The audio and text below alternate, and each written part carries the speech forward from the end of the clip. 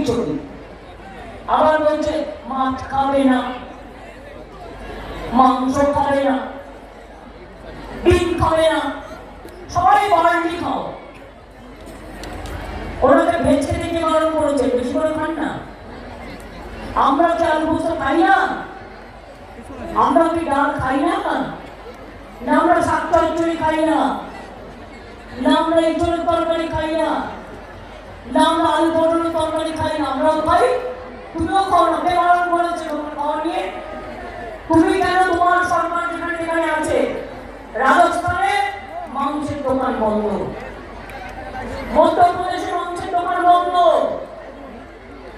উত্তরপ্রদেশেও বন্ধ। মাংস খাওয়া যাবে না, মাছ খাওয়া যাবে না, ডিম খাওয়া যাবে না। তো মানুষ কি খেয়ে রাখবে? কাট্টি মাটি